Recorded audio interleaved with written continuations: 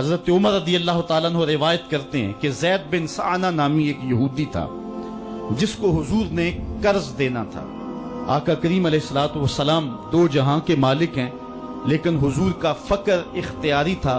آقا کریم علیہ السلام کے گھر میں بسا اوقات کتنے دن چولہا نہیں جلا کرتا تھا۔ حضور ادھار لے کر کے لوگوں کی مصیبتوں کو بھی دور کرتے، اور گھر کا چولہا بھی بعض اوقات ادھار لے کے گرم کرنا پڑتا۔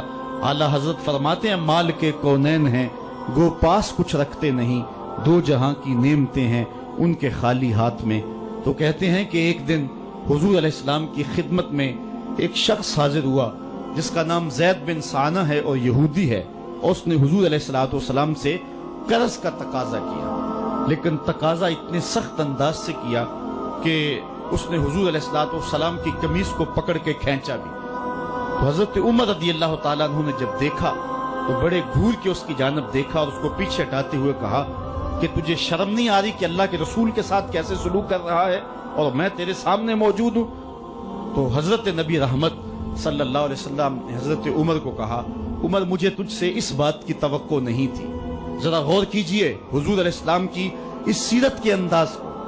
ایک شخص آ رہا ہے اور حضور سے سختی کر رہا ہے، ابھی حضور کو قرض لٹانے کی جو تاریخ ہے اس میں بھی 4 دن باقی رہتے ہیں اور وہ ناجائز سختی کر رہا ہے۔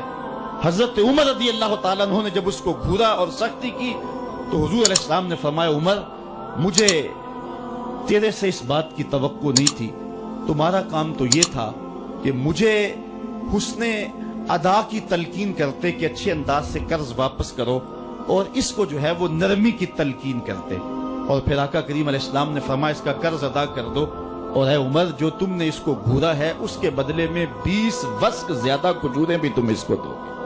تو زید بن سعنہ نے جب حضور علیہ السلام کی اس سیرت اور اس کردار کو دیکھا اور حضرت عمر رضی اللہ تعالیٰ عنہ 20 وسق اس کو کھجوریں دے رہے تھے، تو اس نے حضرت عمر کو بتایا کہ میں یہودی ہوں اور میں نے تورات کے اندر نبی آخر الزماں کی شان اور عظمتوں کے بیان کو پڑھا ہے، یہ بات ابھی رہ گئی تھی، باقی ساری نشانیاں میں نے حضور میں دیکھ لی تھی، اب یہ نشانی رہ گئی تھی، آج میں نے یہ بھی دیکھ لی، اور پھر وہ حضور کی خدمت میں حاضر ہو کر اسلام کے دائرے میں داخل ہو کر حضور کا عبدی غلام بن جاتا ہے۔ تو یہ انداز حضور علیہ السلام کی سیرت کا زمانے کو حضور علیہ السلام کے قریب کرتا ہے۔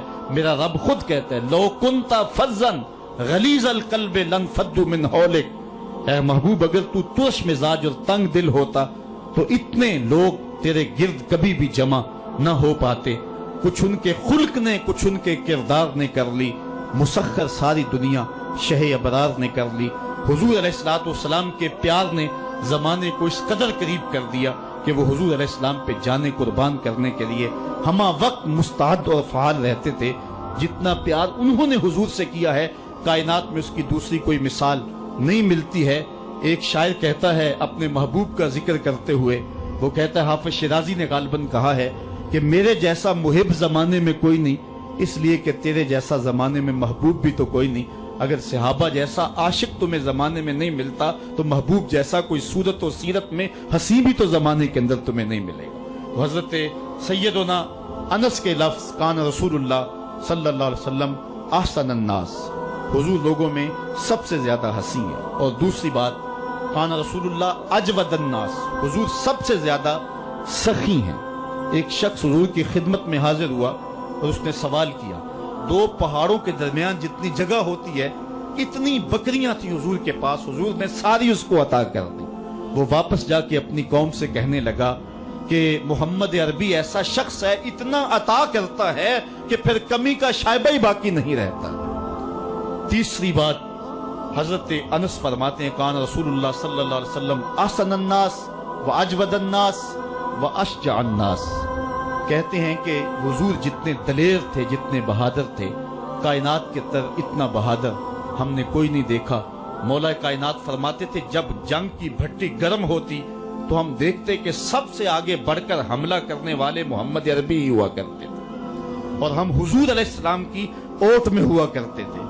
آقا کریم علیہ السلام نے اپنی زندگی میں اپنی تلوار سے اور اپنے نیزے سے جو ہے وہ کسی کو قتل نہیں کیا ہے، صرف ابی بن خلف وہ بد نصیب شخص تھا جس نے کہا تھا کہ میں نے گھوڑا رکھا ہے जिसको 16 रतन मकई के दाने रोज डालता हूं और इस घोड़े के ऊपर सवार होकर मैं आऊंगा और ए मोहम्मद माज़अल्लाह आपको शहीद कर दूंगा। तो हुजूर अलैहिस्सलाम ने फरमाया अल्लाह ने चाहा तो मैं तुझे कत्ल करूंगा। और फिर गज़वाए उहद के मौके पे जब वो आया, कहने लगा कि मेरा रास्ता छोड़ दो, और फिर वो घोड़ा लेकर के आगे बढ़ा। सहाबा आगे बढ़ने लगे तो हुजूर ने फरमाया पीछे हट जाओ।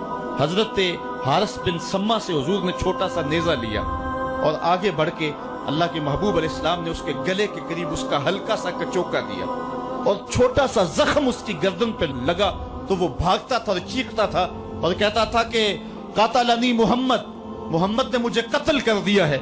लश्कर वालों ने कहा उबई बिन खलफ अजीब बात है, एक छोटा सा जख्म है और तू इतना शोर डाल रहा है। उसने कहा तुम नहीं जानते हो कि मुझे कितनी इसकी तकलीफ हो रही है। अगर मेरी इस तकलीफ को पूरे लश्कर में बांट दिया जाए तो सारा लश्कर मर जाए। जो तकलीफ मुझे मोहम्मद की इस ज़रब से पहुंची है। उसने कहा मुझे मोहम्मद ने कहा था कि तुझे मैं कत्ल करूंगा, उसने तो फिर मुझे नेजा मारा है। मुझे यकीन है कि अगर वो मेरी जानब गुस्से से थूक भी देता मैं फिर भी ना बच सकता।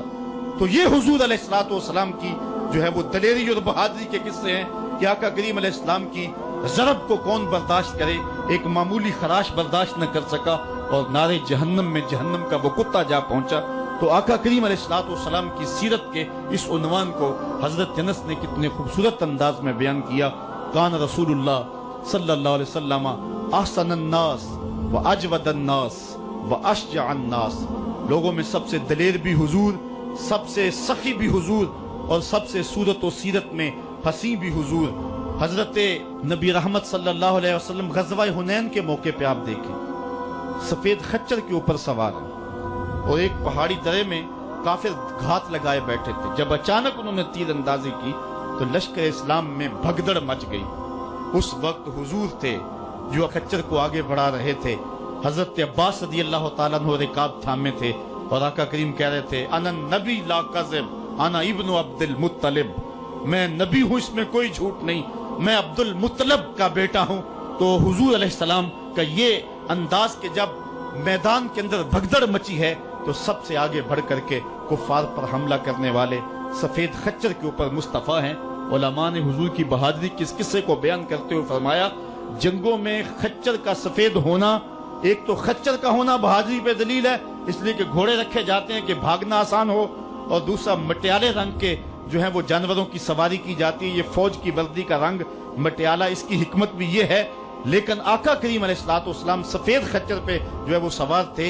हुजूर इतने शजा थे, इतने बहादुर थे, मैदान में भागने के लिए नहीं आते थे बल्कि हुजूर कुफर के छक्के छुड़ाने के लिए मैदान में दाखिल हुआ करते थे। आका करीम अलैहिस्सलातु वस्सलाम की सीरत का वो कौन सा पहलू है और वो कौन सा रंग है जिसने मुआशरे को रोशनी और मुआशरे को उजाला नहीं दिया।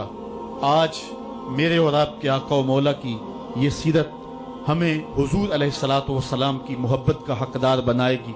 हुजूर इस दुनिया के ऊपर मकारिम अखलाक की तकमील के लिए जलवागर हुए और कुरान आपके खुल्क की गवाही है। इसलिए हुजूर की सीरत को अपनाने का तकाजा यकीनन आज की इस बाबरकत महफिल में आज का ये इज्तिमा हमसे कर रहा है।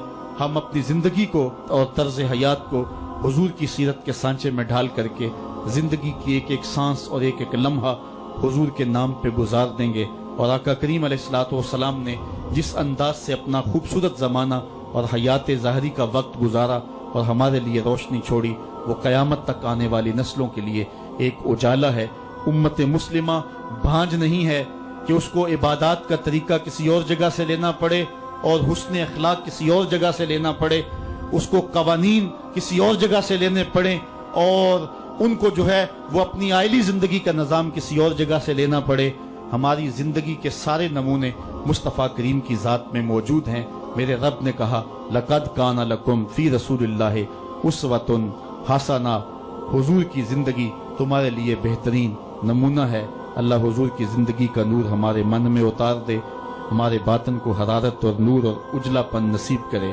कारे मा आखिर शुदो आखिर जे मा कारे नशुद, मुश्ते खाके मा गुबारे ऊंचा यारे नशुद व आखिर दावाना अनिल हम्दुलिल्लाहि रब्बिल आलमीन।